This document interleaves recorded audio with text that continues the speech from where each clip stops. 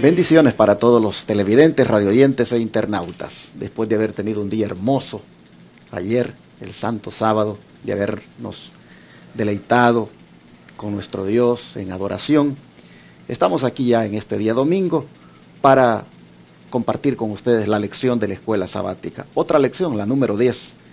Hoy está conmigo aquí, otra vez mis hermanos, Tony García, Carmelo Ramírez, listos para ayudarme.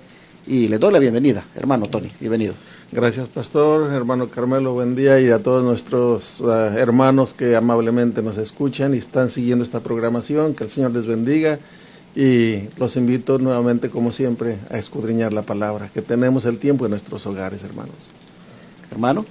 Muchas gracias, pastor, por esta invitación nuevamente, y pues estoy agradecido con el Señor por permitirme estar aquí con estos varones, ¿verdad? En el estudio de esta palabra, que es muy importante, hermanos, en este tiempo que estamos viviendo, que podamos aprovecharla. Y también un saludo para nuestros radioescuchas, nuestros televidentes que están a las distancias. El Señor nos pueda bendecir en este día a todos.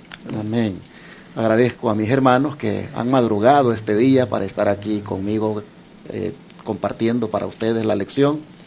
Han manejado casi 2 horas, bueno, son 2 horas, el hermano Carmelo ha manejado más de 2 horas, creo, para estar acá, y pues agradezco a Dios de que ellos siempre están dispuestos. Amén. Para pues participar aquí en estas horas que a veces a otros hermanos les es bien difícil, pero gracias a Dios ellos pueden hacerlo. Hermanos, no podemos seguir adelante sin orar, así que voy a pedir a mi hermano Tony que haga la oración, por favor. Sí, amén. Gracias te damos, Padre de amor y eterna misericordia, Amén, por esta oportunidad que nos das, Padre, de venir ante tu presencia suplicando la dirección de tu Santo Espíritu, sí, en la participación de la escuela sabática. Sé con cada oyente, Padre, bendícelos, y que esta lección pueda ser esa gota de combustible espiritual para que se reanimen, todos nos reanimemos y caminemos en tus caminos. Amén. En el nombre de tu Hijo amado Cristo Jesús lo suplicamos. Amén. Amén. Amén. Amén. El título de la lección para esta semana es Jesús habla de su reino. Vamos a mirar esta semana en qué consiste el reino de Cristo. Según el versículo de memoria, ¿cómo vendría ese reino, hermano Carmelo? Bueno, para eso vamos a leer en la palabra del Señor en Lucas 17, versículo 20 y 21. Que es lo que nos dice Lucas 17, 20 y 21. Dice de esta manera: y preguntándole los fariseos cuándo había de venir el reino de Dios, respondió y les dijo: el reino de Dios no vendrá con advertencia, ni dirán, helo aquí o helo allí, porque he aquí el reino de Dios entre vosotros. Aquí, ¿verdad?, estamos viendo realmente un diálogo entre los fariseos y los discípulos de Juan con Jesús, ¿verdad? Sobre el punto principal siempre, y como nosotros también lo hacemos muy seguido, ¿verdad? ¿Cuándo vendrá el reino de Dios? ¿Cuándo vendrá? Pero muchas veces nosotros malinterpretamos estas palabras, ¿verdad? Porque como dijo Jesús, el reino de Dios está entre vosotros. Así es que cada uno de nosotros, ¿verdad?, cuando recibe al Señor Jesús, el reino ya empezó en el corazón de cada uno. Interesante, hermano Tony, cuando estos fariseos hacen esta pregunta, ¿usted cree que estos están preguntando de una manera sincera? ¿O cree usted que realmente están burlándose de Cristo? Bueno, vamos a leer lo que dice aquí en el Deseo de todas las gentes, la página 467. Y esto va a ayudar a contestarnos. Dice: el reino de Dios principia en el corazón. No busquéis aquí o allí manifestaciones de poder terrenal que señalen su comienzo. Cuando se hace la pregunta que usted hizo, si era por discutir o por qué hacían esa pregunta o por qué se hacía esta pregunta, primero, por lo que se esperaba que fuera el Mesías. Ellos querían que el Mesías fuera un rey que gobernara, que los libertara de los romanos. Pero también tenían celos de Cristo Jesús. los fariseos. Y en esta pregunta, ellos como esperaban que fuera un reino común, el Señor, en lo que acaba de leer el hermano Carmelo, ahí menciona que ese reino no iba a ser un reino visible que se podía decir está aquí o está allí, para que fueran, porque comenzaba en el corazón. En otras palabras, el que quiere entrar en este reino va a entrar en un reino de amor, porque comienza en el corazón amando a nuestro Señor Jesucristo.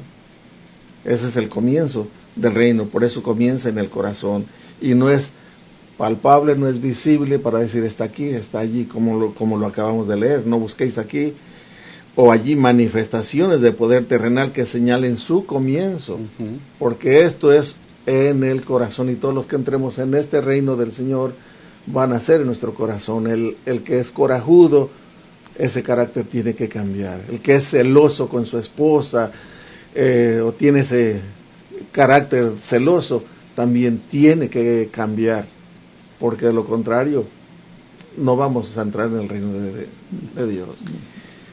Nosotros miramos a los fariseos haciendo la pregunta que cuándo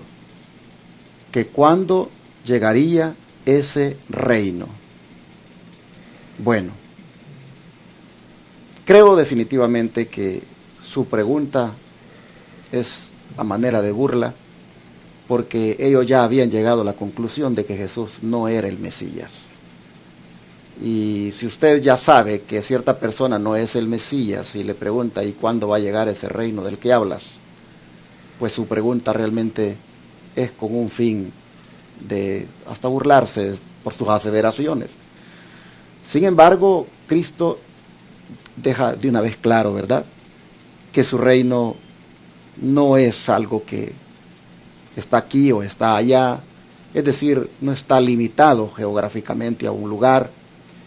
No estén pensando de que puede estar aquí en Israel o puede estar en otro lugar. Es que mi reino, dice el Señor, del que yo estoy hablando, no tiene límites. Está en el corazón de los que me reciben como su rey. Está en el corazón de todos aquellos que me hayan aceptado. Amén. Y en ese sentido, hermanos, debemos estar muy contentos, porque gracias a Él ya estamos en su reino. Amén. Ya nosotros le hemos recibido, ya nosotros, hermanos, le hemos aceptado, y eso, por lo tanto, nos da esa grande bendición de comenzar a disfrutar de su reino, porque su reino no es terrenal, su reino es espiritual. Cuando hablamos del reino, nosotros lo vamos a ver esta semana, que estamos hablando de dos fases: el reino de la gracia y el reino de la gloria. Y nosotros, pues por su gracia, valga la redundancia, hemos entrado en el reino de la gracia. La gracia de Cristo nos ha alcanzado, la gracia de Cristo nos ha salvado, la gracia de Cristo nos ha redimido, la gracia de Cristo nos ha perdonado. El reino de la gracia, ya nosotros estamos en él y lo estamos disfrutando. Oh, como decía mi hermano Carmelo, estos fariseos tenían una idea de que si Jesús decía que era el Mesías, o sea, el Salvador de la nación, entonces tenía que haber llegado con pompa, tenía que haber llegado con ejércitos, tenía entonces que estar preparado para vencer a los romanos, someterlos y a cualquier otra nación que quisiera subyugar a Israel. Jesús se los aclara de una vez y le dice no, no es así. Más bien, como vamos a mirar a continuación, en el reino de Jesús, el Salvador, el Mesías, sufre por parte de aquellos a quienes ha venido a salvar. En el reino de Jesús, el rey muere y va a morir a manos precisamente de esos que le están haciendo la pregunta. Es más, nosotros miramos a lo largo de su ministerio que de parte de esos que le están haciendo la pregunta, el rey tiene una tremenda oposición. Y Marcos nos dice muy temprano en el capítulo 2, que Jesús aprovechó una ocasión para decirles anticipadamente de qué le iba a pasar a él como el Mesías, como el rey de ese reino, que él había venido a decir aquí: arrepiéntanse porque ya llegó. Miren, hermanos, ya prácticamente iban como 4 años de que Juan el Bautista había dicho: arrepiéntanse porque el reino de los cielos se acerca. Y ahora vienen y oyen a Cristo decir: el reino de los cielos se ha acercado. Este tema del reino de los cielos era recurrente en la temática de Juan, en la temática de Jesús, y por esas razones que los discípulos tienen una confusión de lo que es el reino. Bueno, también los fariseos, todo el mundo tiene una confusión de lo que es el reino, están confundidos en qué consiste el reino. Entonces el Señor, vamos a mirar en este momento, que les da unos indicios de lo que Él le va a pasar como rey en ese reino que ha venido a establecer. ¿Qué preguntas, hermano Carmelo, le hicieron los discípulos de Juan a Jesús?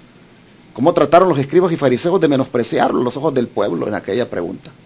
Bueno, vamos a la escritura a ver qué nos dice Marcos 2, capítulo 2 y versículo 18. Dice 2:18, dice: y los discípulos de Juan y los de los fariseos ayunaban, y vinieron y le dijeron: ¿por qué los discípulos de Juan y los de los fariseos ayunan y tus discípulos no ayunan? Qué preguntas, ¿verdad? Unas preguntas que realmente yo no entendería si estos, ¿verdad? Podemos ver aquí que tanto los fariseos como los discípulos de Juan eran dos grupos muy diferentes, porque los discípulos de Juan, ellos creían en el reino, aunque mal interpretado, ¿verdad?, como ellos lo esperaban, pero ellos sinceramente creían en que Juan había sido un profeta y que había sido un discípulo, un enviado de Dios. Pero aquí los fariseos ni a Juan, mucho menos a Jesús, estaban aceptando. Pero fíjense lo que son las cosas, hermanos. Cómo, ¿verdad?, cuando hay enemigos, ¿verdad? Por ejemplo, yo me estaba recordando en una ocasión donde los fariseos y los saduceos, ellos no se llevaban, porque los fariseos tenían una doctrina, creían en la resurrección, y los saduceos no creían. Pero tocante a perseguir a Jesús, ahí se juntaron los dos grupos. Igualmente aquí, aunque como dije antes, ¿verdad?, los discípulos de Juan, ellos sí creían que Juan que era un profeta y que había sido enviado de Dios. Pero los fariseos, ¿verdad?, cómo los envolvieron para hacerle esta pregunta a Jesús, una pregunta que pues no tenía ningún sentido. Pero aquí podemos ver, ¿verdad?, que son los primeros indicios, aunque ya el Señor Jesús, Él ya sabía todo, como Él sabe todo, ¿verdad?, los primeros indicios de esta gente, ¿verdad?, de perseguirlo, del sufrimiento, que aún muchas veces los discípulos al no discernir, ¿verdad?, el reino de Cristo, también ellos le causaban ese sufrimiento al Señor Jesús.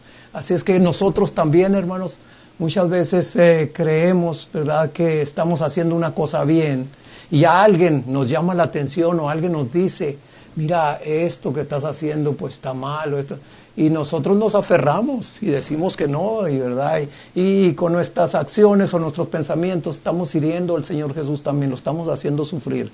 Así es que estos fariseos y estos discípulos pues no estaban más que causándole dolor porque no entendían este reino. Así es que nosotros aquí podemos ver que esta pregunta, ¿verdad?, tiene una respuesta, y después vamos a ver Jesús qué fue lo que les dijo. Hermano Tony. Sí, también lo que se puede percibir aquí es que los fariseos ayunaban, pero era un ayuno de presunción, para que supiera la gente que ellos ayunaban. Los de Juan ayunaban tal vez sinceramente, porque Juan era guiado por el Espíritu Santo. Amén. Y sus discípulos eran guiados también siguiendo el ejemplo de Juan, eran más sinceros. Pero en sí, aquí vemos que los discípulos del Señor no ayunaban porque el Señor estaba con ellos, pero juzgaban los fariseos juzgaban al Señor y decían que era un hombre comilón y bebedor, era un hombre glotón, en otras palabras.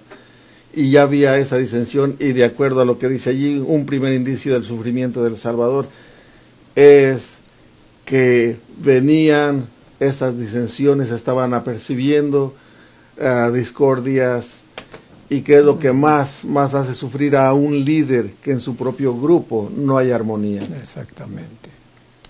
Bueno, así nosotros miramos que el tema del ayuno es aquí utilizado para buscar una disensión entre los discípulos de Juan y los discípulos de Jesús. Sin duda, cuando los discípulos escucharon aquel cuestionamiento, era para entonces dudar de su maestro.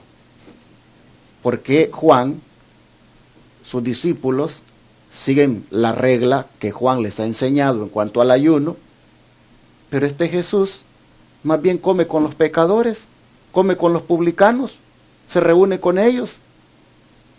Esa cuestión, esa pregunta, es para meter una duda entre los primeros súbditos del reino que Jesús ya tiene. Aquí nosotros miramos, hermanos, que el liderazgo de la iglesia pues está buscando ver cómo estropea el reino. Está buscando ver cómo a los súbditos del reino que ya tiene Jesús se los pone en su contra. Miren qué tremendo cómo estos obran. Esto es algo que me hace pensar en cómo las cosas buenas Satanás las utiliza para causar división. Nosotros en la Iglesia Advenimiento decidimos que se hiciera un ayuno por mes. Y una cosa que pues es bueno hacer, qué peligroso sería que fuera eso una causa de división entre los hermanos.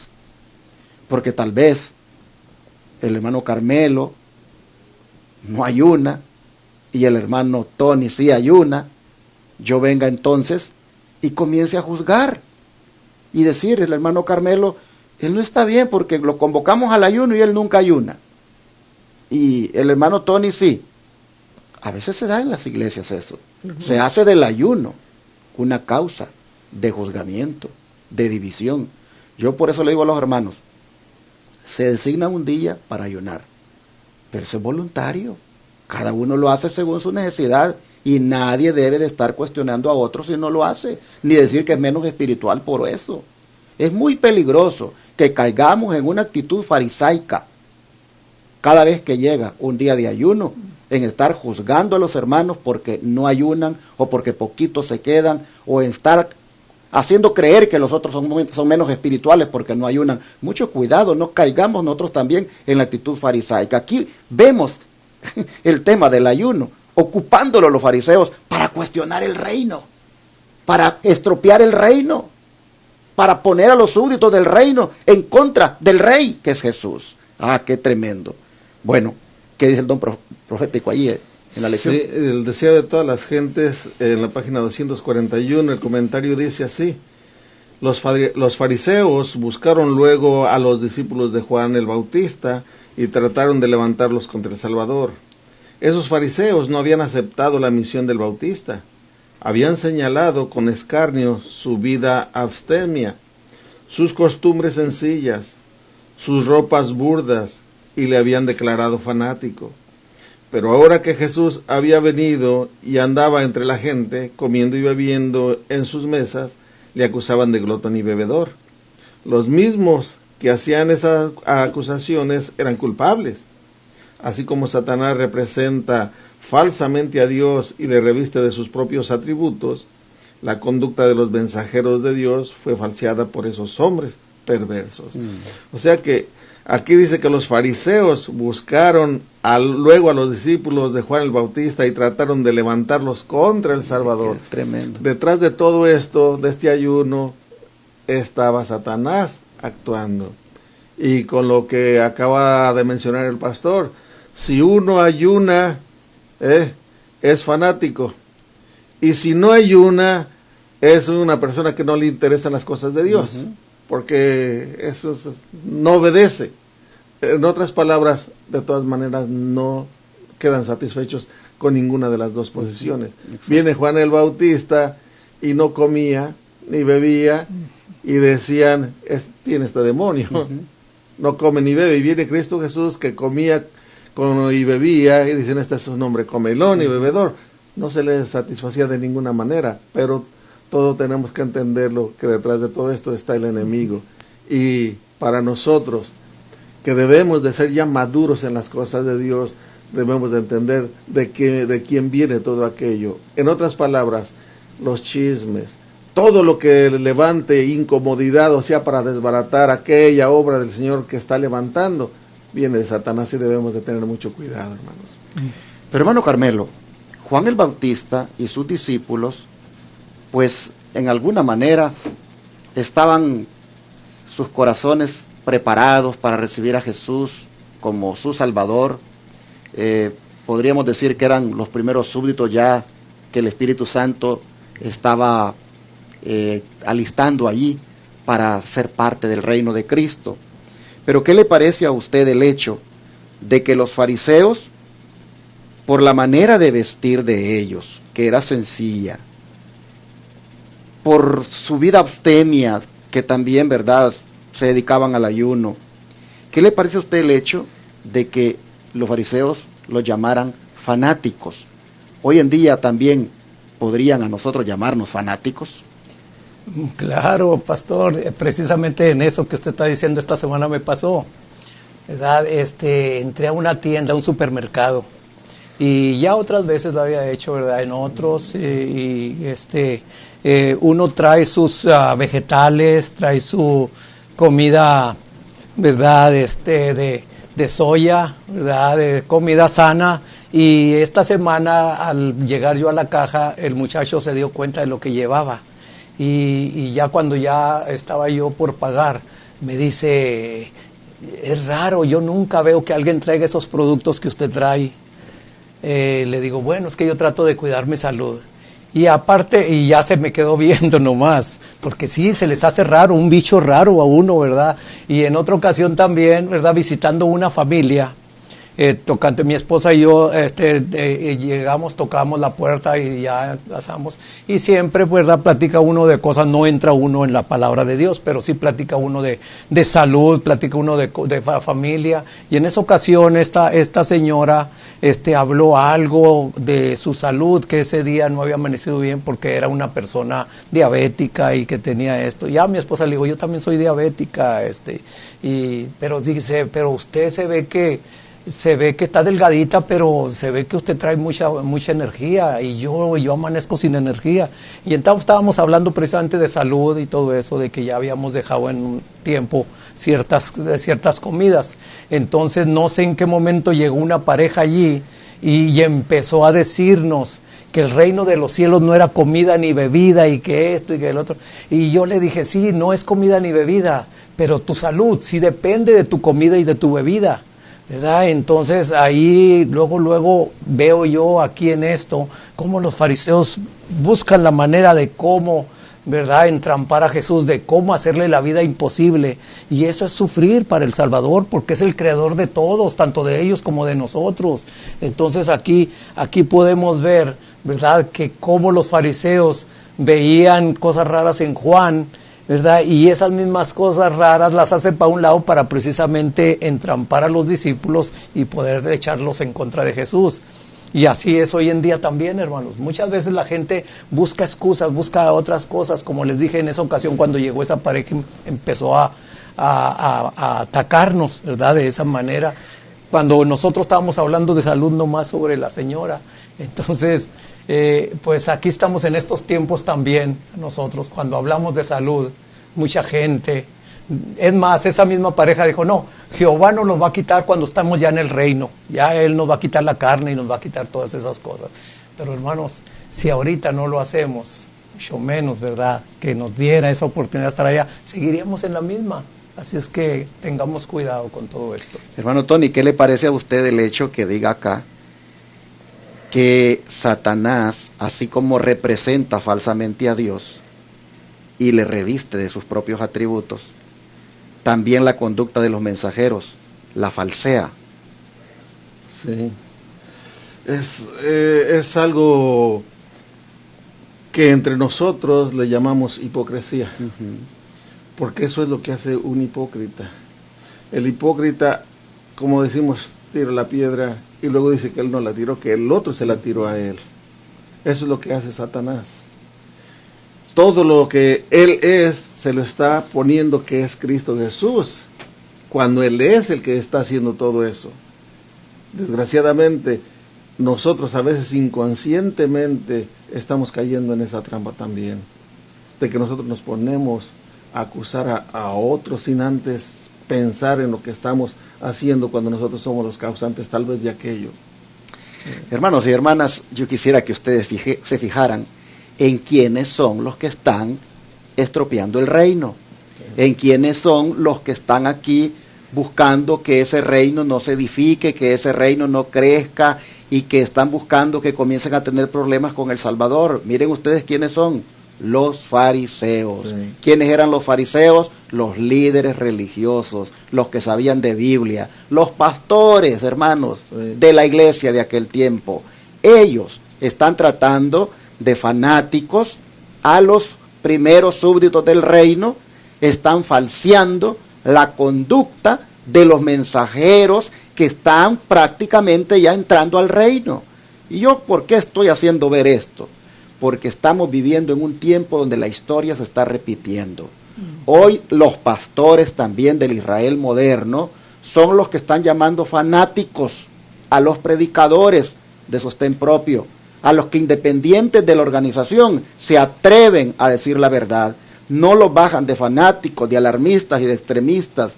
Y más bien, hasta en el púlpito le dicen a los hermanos, cuidado con hacerse ustedes fanáticos como lo están haciendo esos. Y empiezan a mencionar los nombres de los líderes que están llevando adelante la obra. Miren, hermanos, nosotros seamos guiados por el Espíritu Santo en esto de los cambios que hay que hacer. Cambios en la vestimenta, cambios en la alimentación, cambios, hermanos, en la forma de cómo ver la obra del Señor, cambios en la manera de cómo adorar. Hermanos, cambios obrados por el Espíritu Santo que induzcan a una reforma en muchas cosas.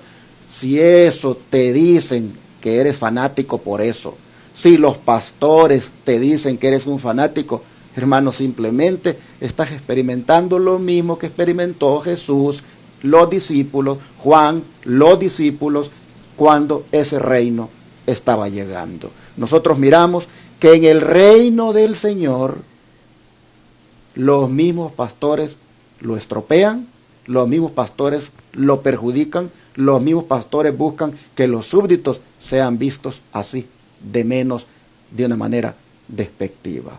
El Señor está claramente, entonces, por eso en el versículo de memoria que leímos les dice, es que el reino mío es diferente a lo que ustedes piensan. Y bueno, hermano Tony, ¿cómo aprovechó Jesús esta oportunidad para entonces hablarles de lo que le pasaría a él como rey y por la razón de que no estaban ayunando? Sí, los versículos 19 y 20 de allí de Marcos 2, dice así la palabra del Señor. Jesús les dijo, ¿acaso pueden los que están de bodas ayunar mientras está con ellos el esposo? Entre tanto que tienen consigo al esposo, no pueden ayunar, pero vendrán días cuando el esposo les será quitado, y entonces aquellos días ayunarán. Aquí el Señor está aprovechando a decirles algo que era difícil que entendieran ellos, porque el Señor Jesús les está hablando espiritualmente. Mientras estaba el Señor con él, que era el esposo, mientras hay, como lo veníamos comentando, mientras hay una boda, ¿quién ayuna en una boda? Exacto. La falta de respeto sería que los convidados no aceptan la comidita que les han preparado. Pero dice, vendrá el día en que el esposo le será quitado, hablando de su muerte, hablando de la muerte del Señor Jesús, ¿verdad? Y entonces ayunarán. Era por lo que iban a pasar ellos, como dice aquí en... no me estoy adelantando ya al comentario. No, hágalo, que dice de aquí, una vez sí. Dice así, En allí mismo el deseo de todas las gentes, la página 243, dice: las palabras de Cristo habían evocado un cuadro brillante, pero lo cruzaba una densa sombra que solamente su ojo discernía.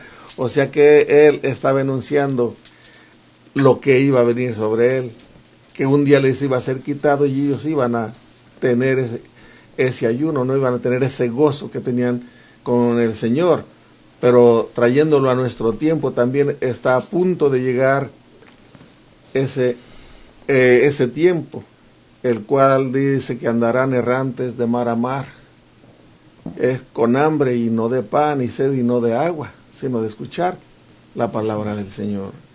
Y si no nos ponemos a escudriñar ahorita nosotros, puede ser que esto nos acontezca, hermanos. Vamos a tener hambre de que alguien nos hable las verdades que ahorita estamos rechazando. Oh, yo no escucho, como decía el pastor, yo no escucho a ese porque ese nomás nos está juzgando, nomás nos está haciendo sentir mal, no nos habla de amor, no nos habla, y siempre ponemos cosas que nos impiden venir a los pies del Señor y escuchar la verdad que es para nosotros hoy en día.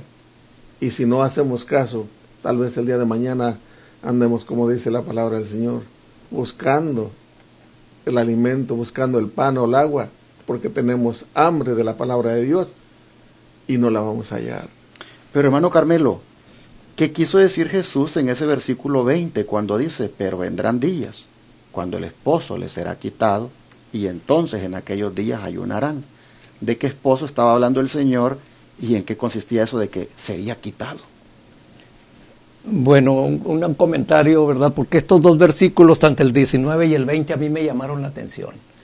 El 19, porque está hablando de una boda, donde el esposo está allí, los convidados, ¿verdad? Pues como estaban comentando ellos, ¿verdad? Todo es felicidad, hermanos. Todo es para bienes, para los recién casados, ¿verdad? Todo es, aún Juan, ¿verdad? El profeta, Juan el Bautista, ¿verdad? En San Juan 3:29, habla allí, fíjense lo que dice San Juan 3:29, dice: el que tiene la esposa es el esposo, mas el amigo del esposo que está en pie y le oye, se goza grandemente de la voz del esposo. Así pues mi gozo es cumplido. Aún Juan, sabiendo que el esposo ya estaba ahí, él se gozaba en poder dar las buenas nuevas, ¿verdad? Y nosotros también, hermanos, nosotros hoy en día, ¿verdad? Si tenemos a Jesús en nuestro corazón, es el esposo el que está con nosotros y nosotros por eso damos las buenas nuevas y no nos enfrascamos en teoría, no nos enfrascamos en discusiones tratando de poner o minimizar, ¿verdad? La palabra de Dios o el evangelio, ¿verdad? Sino al contrario, a darle, ¿verdad? Porque si Jesús está con nosotros, porque van a llegar días, por ejemplo, cuando les llegaron a los discípulos después, ¿verdad? De la ascensión de Jesús, llegaron que estuvieron 10 días en el aposento alto, unánime, juntos y en oración y en ayuno. Así van a llegar esos días y no muy lejos están ya, hermanos, de que nosotros también vamos a tener que ayunar, ¿verdad? Cuando ya las cosas estén llegando a su fin, entonces sí van a ser los momentos más difíciles para nosotros. Pero el cuadro 20, ¿verdad? Nos lo dice como está diciendo aquí el siervo, ¿verdad? Precisamente Jesús estaba prediciendo ya lo que le venía encima, ¿verdad? Y lo que le vienen a sus discípulos en los últimos días de esta historia también. Así es que ya estaba profetizado que aquellos días, ¿verdad?, van a ser difíciles.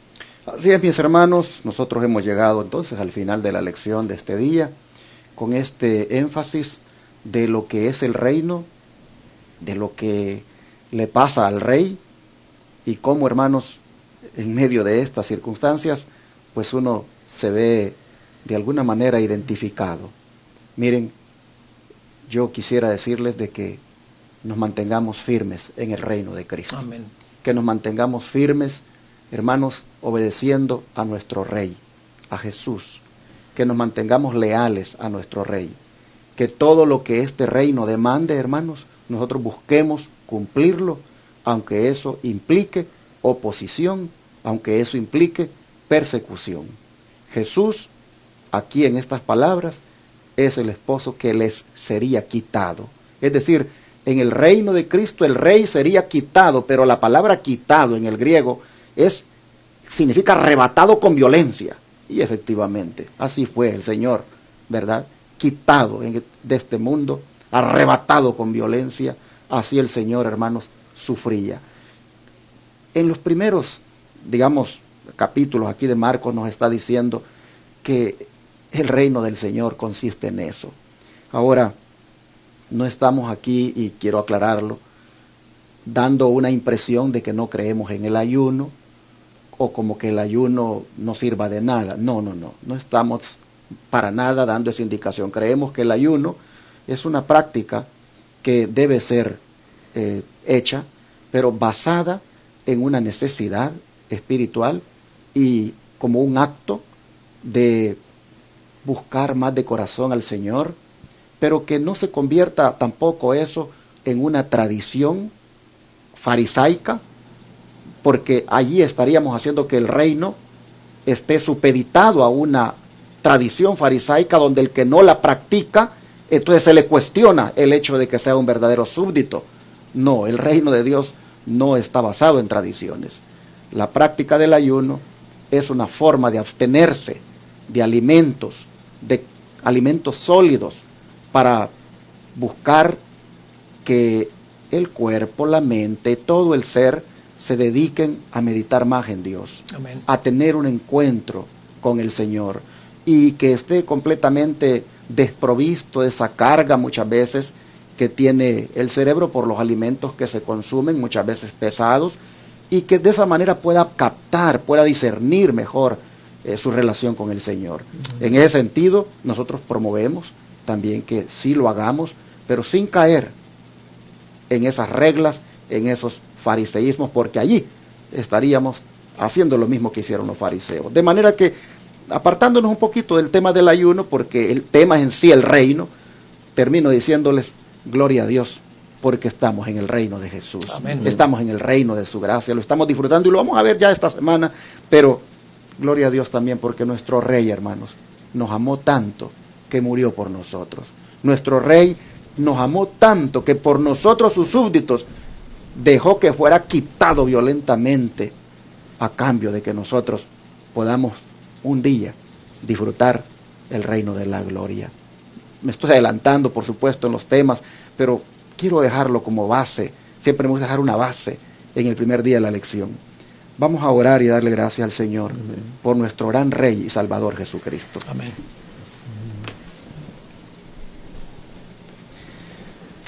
Padre nuestro, te agradecemos porque el reino tuyo nos alcanzó. Este reino, Padre, en el cual tú moriste por nosotros, en el cual tú diste la vida a cambio de que podamos mantenernos en un reino eterno, inconmovible. Ese reino, Señor, que será glorioso. Oh Padre, queremos agradecerte por eso y te suplicamos que podamos mantenernos este día y todos los días que nos quedan de vida fieles en este reino, sí, como súbditos leales, como súbditos que te aman, porque no cabe duda, Señor, que tú forjaste este reino con sangre, tú forjaste este reino con la vida tuya, oh Padre, de manera que queremos suplicarte que nos ayudes a mantenernos siempre en Él y nunca salirnos de Él, mantenernos, Señor, siempre sirviéndote a ti.